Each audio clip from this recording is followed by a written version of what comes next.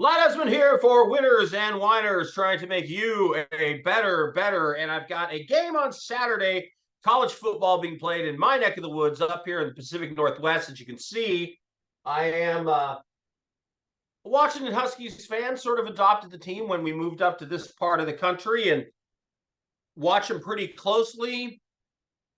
A lot of people don't get to see a lot of the West Coast teams because when they play a night game, frankly, that game's kicking off at like 10 p.m. or 11 p.m. on the East Coast. You know, it's still late in the Midwest, 8 or 9 o'clock at night. And a lot of their games don't get seen.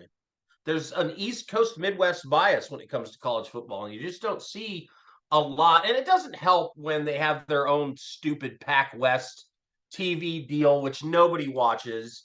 So it just makes their games even harder to see. And now the whole freaking Pac-12 is going away, looks like. Anyway, Washington Huskies were thrilled when the quarterback, Michael Penix Jr., who was expected to be a one-year rental, decided he would stay, not go out for the draft.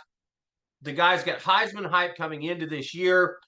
A little odd-looking throwing motion, but he can sling the rock. He's athletic. He's got some shimmy to him, and also some size. So Washington thinks, you know, with him, he's got a shot at the Heisman. They come in ranked 10th in the nation. They think they've got an outside shot at a national championship.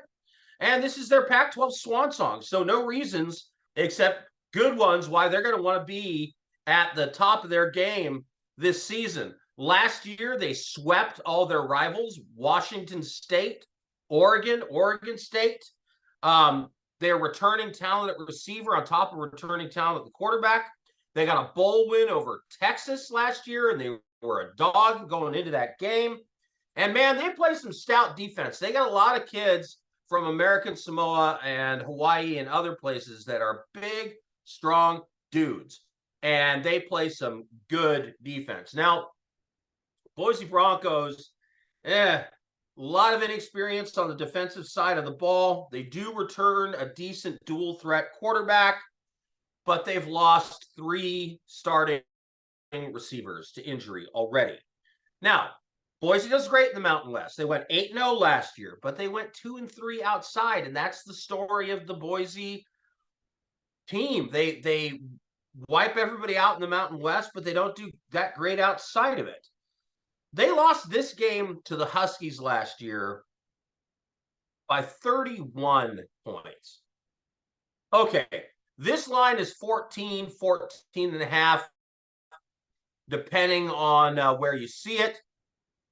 This game is being played in Washington. It's going to be a beautiful day, 70-something degrees, low chance of rain, light wind, which is a great day. I don't know if you know the stadium, but it's open to the lake side, and it rains a lot here in the Pacific Northwest, and you get weird weather coming off that lake a lot of times.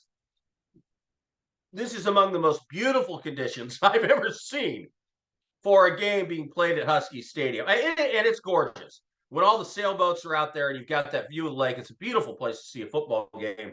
It's just, it sucks in weather because there's nowhere to go. Anyway, I just can't see Boise hanging with the Huskies. And the Huskies have to come out strong. They have got to win games in blowout fashion in order to be taken seriously as a potential conference, football championship team. So they're going to have to run it up all season long. That's their one goal. Well, 2 really. Heisman Trophy for Penix and get a shot at the national title. So all the motivation in the world to run it up. They have the ability to do it. The Boise Broncos are just not really in their class. 14 is not that big of a number. So look at Washington State Huskies by more than 14. Lay the points, lay the 14, take the Huskies, and go cash yourself a ticket. I'm Loud Esmond for Winners and Whiners, trying to make you a better, and tune back into my next upcoming videos. I'm going to have some bonus picks and some parlays for you. Loud Esmond.